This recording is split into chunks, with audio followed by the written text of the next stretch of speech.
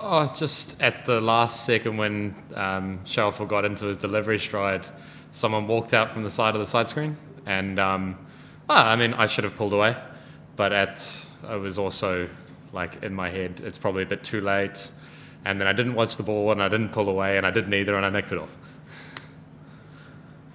How was the weekend when he was tired? And the weekend was obviously out of cover for a World Cup. So how was the weekend? I think it played very similar to the way it did on day one. Bit of spin, bit of skid, and it definitely made for some tough work. And obviously, there's a lot of risk involved in obviously the way that both teams have batted. Understanding that if you're only going to be out there for so and so many balls, and there's one with your name on it, you've got to score off the ones that are available. So, it's a good challenge. When you were very active from the board today, so can you take us through your game plan for the day? I guess for me it was just trying to play with my bat as much as possible, and picking my poison effectively, understanding that they're going to bowl really good balls and what do I want to have in my court to be able to counteract those balls. And I guess just trying to stick to my game plan as clear as possible, and accepting the fact that the pitch is going to have a little bit of turn and bounce at some stages, and not getting too caught up in that, and just trying to stay calm and as clear as possible.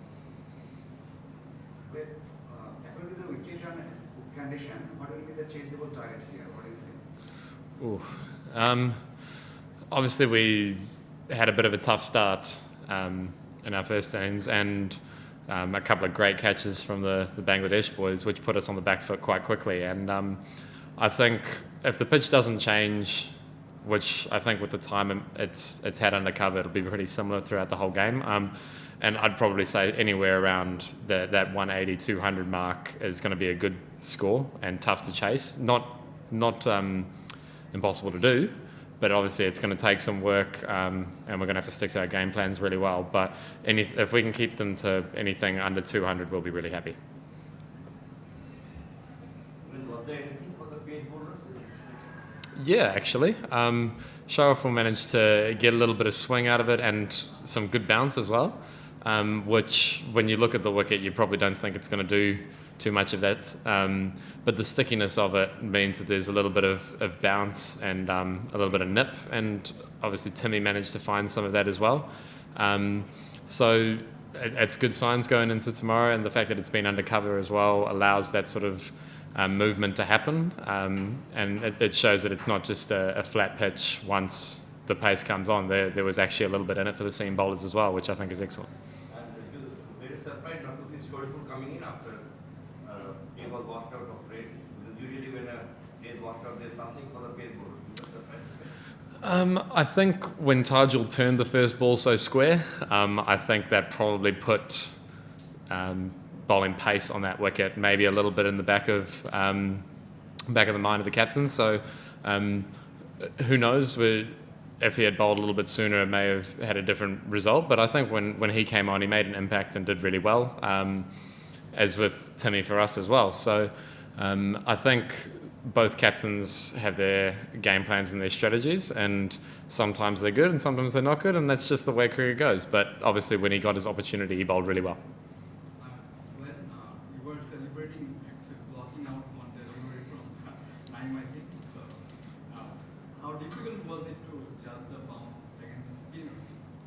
Yeah, the fact that some balls keep incredibly low and move quite quickly, and then some spit quite heavily and bounce a lot. Obviously, Mominal's first ball was pretty much one for the over. It turned and bounced so much. So with the two extremes, I guess it's understanding, as I said, picking your poison and going which one am I happy with, and accepting the fact that if the delivery that's outside of your game plan happens, you make peace with it. But for me, understanding the way that Naeem got me in the first game, and then how I wanted to play him this game, having those two different game plans or those adjustments, and understanding that even mid-game, if I wasn't happy with something, making that change quite quickly. There's no point sitting on the side afterwards and going, I should have done that, which I did last game.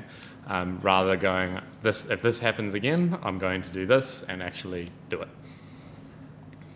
Then obviously your shot selection was spot on most of the times. What was the key to your decision making? I mean, which ball to eat, which ball to leave, or which ball to leave? It's just so tough to case. So what is the key? As I said before, for me, it's about using my bat as much as possible.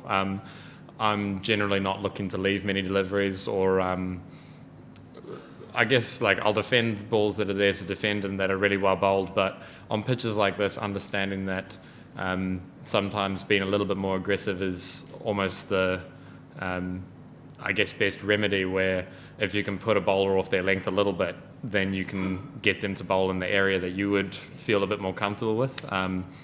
And, you know, I saw a graphic before the game started about the contact points of our different batters, and everybody has their different way of going about it. And some guys come a lot further forward, some guys go a lot further back, and it's just understanding what works best for that individual.